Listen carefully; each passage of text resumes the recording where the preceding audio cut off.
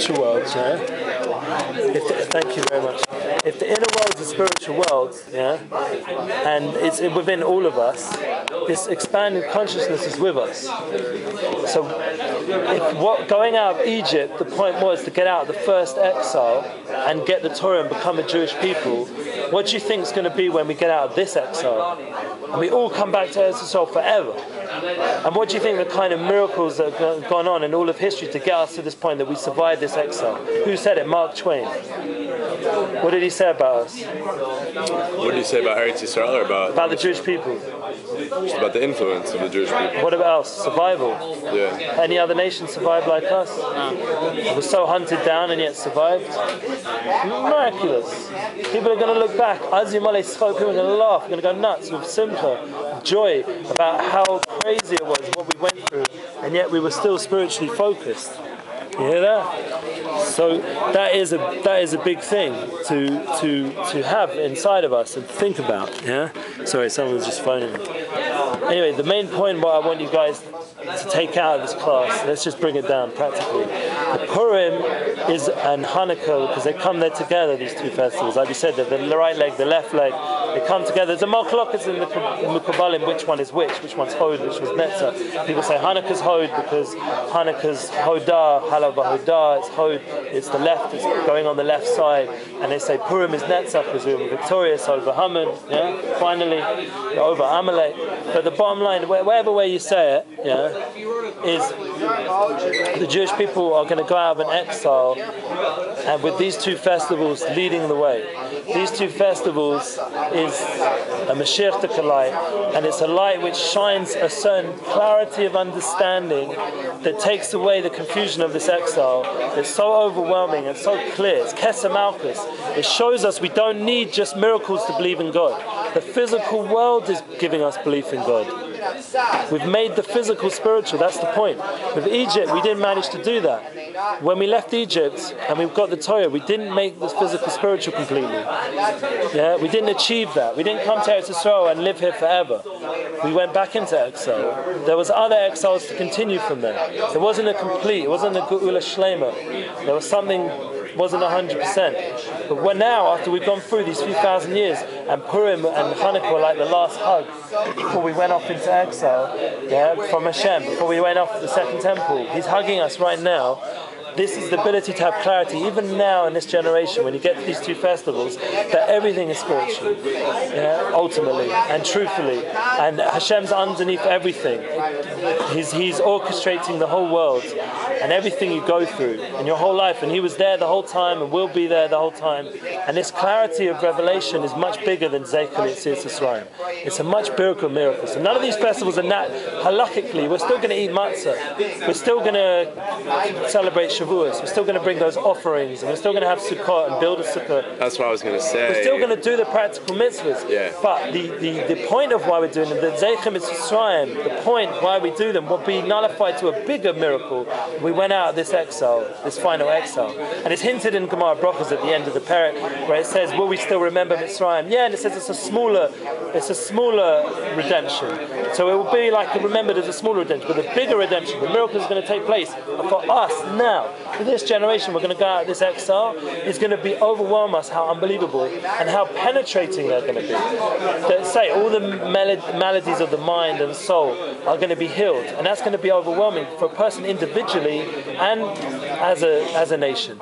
Each of us are going to have our spiritual healing. Each of us are going to have spiritual enlightenment ourselves. It's going to be a very overwhelming experience, not just like, as a nation, and you hear these stories and you don't know who all these people were. Each person himself is going to have that experience on a Mashiach level where he's going to feel completely in touch with the truth and who he really is and what his soul is, and it's going to be an overwhelming feeling. We're going to have a Beis Hamikdash again. It's going to be forever. We know this one's never going to be destroyed. The Yetzer Hara is not going to ruin this one. This is like completion, a feeling of completion, a feeling of shalom. There's no more Amalek in the world. There's no more negativity. Everything's going to be totally positive. So the Hanukkah and Purim is like a taste of that, and that's a very powerful thing. That's why Purim, the festival of Purim, would be the whole year round. That's the point. It would be 24/7, 365. The whole year would be spiritual. And we'll see Kesser Malchus, the Hashem's highest level, into the lowest things. And we'll see how everything has a spiritual element to it. Eating, drinking, sleeping, clothing, everything has spiritual. The whole industries and materialism of the world will be purified and spiritualized. It will be Gavaldic. So it's just this idea, basically, what I'm trying to do is, by talking about this, is to give us an understanding that when we're learning the Parsha, for example, in Rashi this week, and we're seeing Beis Yaakov Eish, Beis Yosef Lahava, Beis Esav the Kash, and who is it? It says Toldos Yaakov Yosef, this week's Parsha. We see Yaakov and Yosef is the key to get rid of all those kings we just read off at the end of the last week's Parsha. All this feeling of power, of negativity in the world that runs the world, all the gangsters and mafias and corrupt countries, like that song Ari Lesser put out, Boycott Israel. You think about what's going on in the world, it's so crazy, so corrupt. And Yosef and Yaakov and Yosef, Yaakov is Emes, and Yosef is the tzaddik, bringing it out into the world for everybody to see, taking the physical, making it spiritual. Those two together, Yaakov and Yosef, will be a flame and a fire and a flame that will ignite all the cash, all the feeling of this overwhelming materialistic world, that's all the world's about. It's suddenly going to come lit up. That's the idea, it's become spiritualized. And that's what we have to realize, that even in Rashi is hinting at it. Yeah? Rashi, we're learning the Chumash. We open up a Chumash, it's not just whatever. But we have to realize our physical life is going to become spiritual. And that's something inspiring. When we're learning the Parsha, we're tapping into something that was going on then, Yaakov and Yosef and the brothers, but it's all relevant now. Yeah? There's hints in the Parshas that what they were doing was towards the future. Everything, Ma'aseh Avos, Simon the bottom, everything they did was towards us. They're always thinking about their descendants. That's what they care about. Yeah? They were thinking about us the whole time. Yeah, we just got to beat this camera up a little bit more so it really doesn't work. Anyway, but the idea is that there's so much to talk about. It's like a bit, for me, it's a bit, a bit overwhelming. And I apologize once again, I wasn't exactly on time. But like I said, we got Nissan tonight. It's a big thing. We have to think about that someone's coming who transformed himself. Imagine, just think about, I don't want to be rude to him, but just honestly, he grew up in the streets of Seattle. That whole culture is not into spirituality generally. And even if there is some spiritual elements over there, but it's a very tough society. The street culture with the guns and the gangsters and the drugs and to someone come out of it, and he's going to come here. He's going to tell us a story. Yeah, he's going to tell a little bit. And he was here. I spoke to him already a few times now, and he's having Shabbat, and he went to the Kotel, and he went to the great synagogue, and he's having a spiritual time here in Eretz Yisrael. To make that transformation, we all grew up with this, handed to us on some level. Me, I didn't actually. I'm about Tshuva, but a lot of people, they grew up with it handed to them. Yeah. So you just, it was sort of inevitable nowadays. You're going to end up having a year in Israel, and you're going to this, you're going to that, you're going to that. But don't take it for granted. One, what went into historically for us to be able to live in Eretz Yisrael and have a program and be here, we shouldn't take for granted. But secondly, just the fact that there are people who can come and teach you who went through unbelievable transformations, even in their life. I'm not talking about historically. Right now, this is a new thing. This Nissim guy, it's his first time in Israel. We can really welcome him, make him feel, appreciated. He made this transformation. It's one of the big things I've always tried to explain to the religious world, like the frum world. Don't take for granted these souls that come from outside. They've made a big transformation. They've come totally for the truth. They didn't come for the kugel, and they didn't come because, logically it makes sense, because financially they're probably losing out some way, and the pleasures of this world, they have to be somewhat restrained. So you think, what are they doing it for then? They could have been, a big shot in the world. And you have all the kids of the frummers, when the guy comes and said, I went bungee jumping and I jumped out of planes, and they're all sitting there like this, all these religious kids, the rabbi's kids, I want to do that. That's all they're thinking about. I don't want to sit and learn Gemara. I want to jump out of planes. I want to ski down mountains. I want to taste what all these things that people can do in the world. Snowboarding. I've done this. I've done snowboarding. It's a great feeling, going down these mountains, beautiful views, unbelievable, like Switzerland. And I was near a place in Boston, I forgot the name, up north, and I was skiing down these beautiful hills. It's unbelievable, And these kids are I never did that. I just sat and was told I have to learn this and I have to learn that and I have to do this mitzvah, that mitzvah, and it's Shabbat. But what? I want to get out of here. I want to go do what that guy's done. And he's come here and telling me what I'm doing. He wants to do. He wants to do what I'm doing, and I want to do what he did. That's like the funny world we're in. It's like fish. We said Pisces. It's like two fish going two different ways. One's going upstream, one's going downstream. One wants to head towards the pure waters. The other one wants to go where everybody else is going, down into the big dirty sea. And the interesting thing when Mashiach comes, even that dirty sea is going to be purified. Yeah? That's the interesting thing. Yeah? It says Mashiach, all the waters of the world are going to be sweetened and spiritualized. Yeah? The sea water, it's a Gemara, it's all going to be sweetened. Yeah. That's the idea, the sweetening of the world. Everything's going to be very pleasurable, very positive. Now we're just touching and we're tasting. What people take, they take like physical things and they go on and on and on, try to get more and more pleasure out of it. Drugs and women and more and more and more. And they're trying to drain every little pleasure they can get out of that experience. And you still feel empty afterwards. Trust me, I know. Yeah? That's why I can always say to my kids, bottom line, if they say to me, Dad, Tati, I don't really know this Torah thing. I say, trust me, I've been there, done all that stuff. Trust me, you just feel like an empty hole inside of you. It gives you no self-esteem. You don't, long term, there's nothing you can have with it. Yeah? It all disappears after a certain amount of time, and it's nothing. Whereas spirituality is eternal. Doing a mitzvah in the physical world with kindness, positivity, that's something that lasts forever. Being a good guy and having a nice relationship with someone, that's a relationship, you build a friendship forever. I've seen it myself, like friendships, if you really work on it, you can have friends that will stick behind you, and you don't realize how powerful that is, what that's about. And we see in this week's parsha, the whole exile started off with lack of that. They didn't recognize who Yosef was. They didn't recognize how special Yosef was. They weren't able to see the tzaddik. They weren't able to see underneath. This is what we're talking about. We're in exile, so we don't see it. It's not externally revealed. Like, we're thinking in external ways often, and that you can't blame yourself. It's a whole world like that, yeah? But you can do something about it. You can try deepen your understanding of what the world is. Tap into a deeper light. That's your choice. That's your responsibility, not mine. I can't tell you what to do. It's your responsibility. And each of us have times in our life where Shem opens up the doors a little bit, reveals a little bit more. Usually a year in Israel is a good time to have that revelation, to focus a little bit on the spiritual part of your life before you go back into the world. There's a certain time. So Yaakov was finally there, V'yeshiv Yaakov. He was finally there. All his sons were born. Yeah, he fine, Rachel passed away, but other than that, everything was here. He had his 12 sons, everything was set up. Yeah, this was it. The Jewish people, they were ready in Eretz Yisrael, and that was it. V'yeshiv Yaakov. What did Hashem say? No way. And you see in this week's parsha what goes down. This test goes on. The Jewish people end up the whole beginning of exile, and really the exile till now, all started in this week's parsha. So if you want to know what exile is about, look at these parshas. What the brothers' lack of connection, the lack of seeing the tzaddik, the lack of seeing spirituality in the world. Yeah, Yehuda, he went and married someone, and two of his sons died to the woman Tamar, and then he ended up being with Tamar. And come out from Tamar, came out Mashiach, came out Yehuda, came out the whole idea of Mashiach ben David. From such a dark place, from a prostitute, came out Mashiach ben David. Try and understand that. She wasn't really a prostitute, but she was dressed up.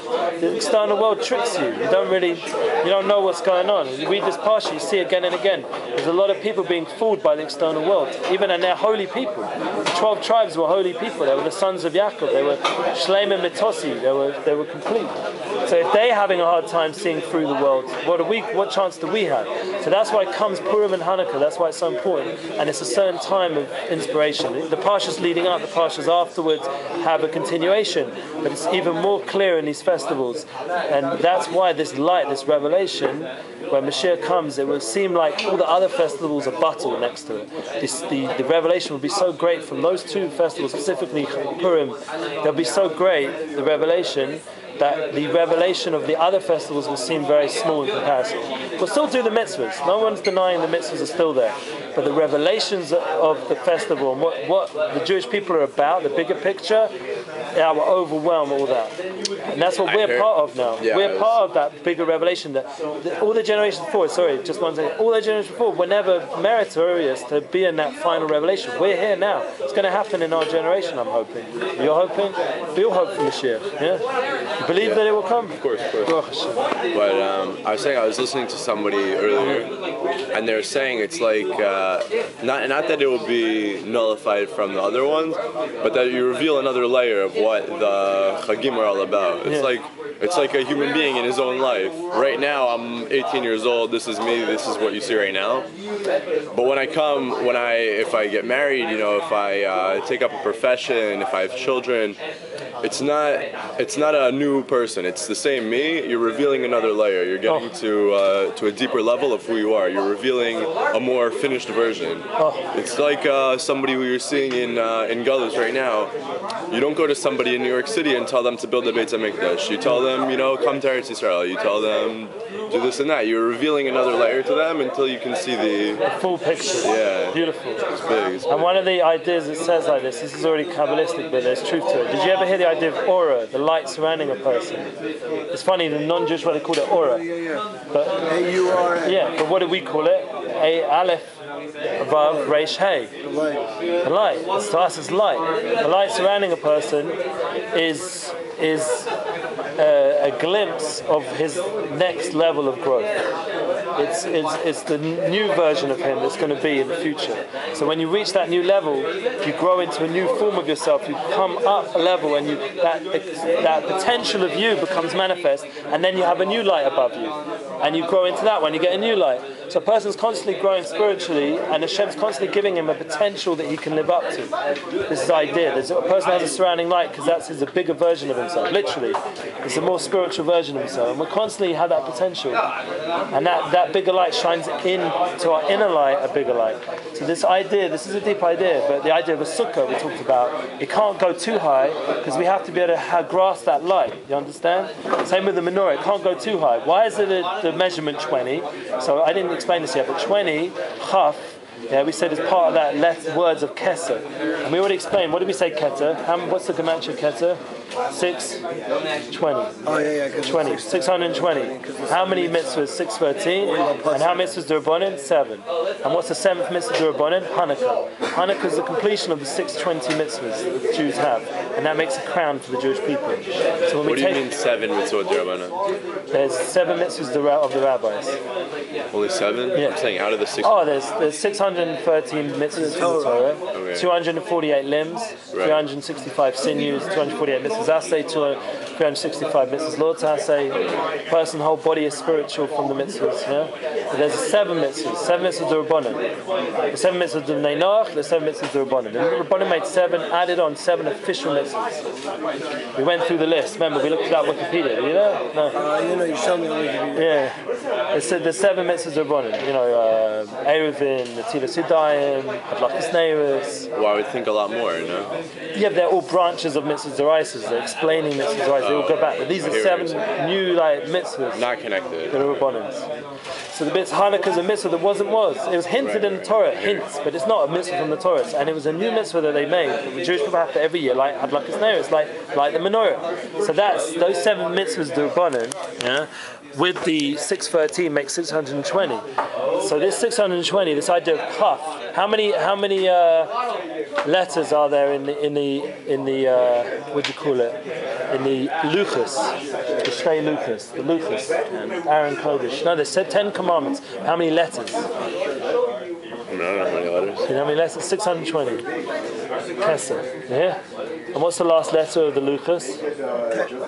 No, it's chaf. Chaf. So between Aleph and Chaf, Aleph to Chaf. What do you mean on the luchot? In all the Sarita Dibrot? It's the idea of Ach. Aleph is Anochi Hashem Elokecha, and Chaf is Is what? Re'echa. Yeah, your friend. Don't forget your friend. Re'echa. So Ach Tov. So it says Ach. Aleph is Anochi, and Chaf is the last letter. Ach is the first, and Aleph is the first, and Chaf is the last. The two together make Ach. And what do we say Ach? Where do we say Ach? Ach Tov v'chesed. We always say this idea of Ach Tov v'Yisrael. Only good. Yeah? Ach is a mi'at. Ach is humility. And this idea of Kesser is a shame of humility. To really have this connection to the crown of the Jewish people is to have a certain revelation, like exactly what you were saying, to see the good in other people, to see the spirituality, that takes humility. A lot of people are egotistical, they need to see that they're better than someone else. But someone who's humble is only seeing good around them, he's only seeing good people. That's that's a mi'at. He's made himself smaller so he can see how great that person is in front of him. And that's the luchas. Hashem, when he gave us the luchas, 620 letters, which is Kesser, crown, it brings out the crown of the Jewish people. He gave us it. When did he give us it? Yom Kippur. But what happened? those second luchos, they had to be hidden. Yeah, when are they revealed again? Every year Hanukkah. They're revealed. We reveal them and we read them in the Torah. But Hanukkah comes out, this hidden light, this kesed, this crown. That's why it's the 620th mitzvah. It's like these 620th letters are coming out, revealed in the menorah. So this is a very powerful revelation going on Hanukkah. We're tapping into this inner light, the spiritual light, and we'll just finish off, since I started a few minutes late, we'll just end off, one, I'll give you a blessing, we should be zocher to all these big revelations, to these expanded consciousness. We should realize that, it's a really special time to be in this world right now. We're in Eretz Yisrael. We should appreciate, we should thank Hashem. Hanukkah as an opportunity. We should enjoy the parshas, see how they're connected to what's going on spiritually in the times, and how they're shining to us a certain awareness and inner light. And please God, shalom. And also we should, how can I end off? Achtod v'chesed. I don't know, I'll just end off. I had one more point I just wanted to say. Achtod v'chesed, kesed, luchos. It's being revealed, this idea, this Yosef, 20, 60. Sorry, I had one more point, it's just important I say it, because it connects everything together. This idea, look, we're in the parshas of Yosef, and this idea of this hidden light. Really, Yosef would be revealed, and he does. What does it say in a few parshas? Od Yosef Chai, he's still alive. Yosef is there, and the brothers suddenly realize who Ani Yosef is. Ani Yosef, really, Yosef's alive. We have to realize that's in each of us. We have a Yosef, we have a tzaddik inside every one of us. That's the real light of Mashiach. It's in each Jew is very good. Each Jew has to believe in his intrinsic good. You have to believe in it, brother. Believe in your intrinsic goodness, and that flame will spread out to others. That's the idea. Flame can never get jealous. Why? Because you can just ignite someone else. You don't lose something by lighting someone else up when you're a fire. Yeah? The fire spreads, and I don't need it for myself. I can share it. So that's this idea of Yosef. It's also called a flame. It's also called a fire. That's a very powerful thing. So we should take this inspiration and for Yeshiva, we should realize we're in Yeshiva. We are able to have some peace of mind a little bit and sit and learn and find ourselves, find that inner light within. And we should see it and inspire us, so that when we open up the Torah and we read something, that's a powerful thing. I usually read this, I'll save it for the next class. You should take this with you. I got these sheets. This explains, my last class I gave, I explained this sheet, how Hanukkah has more to it. And it explains each night of the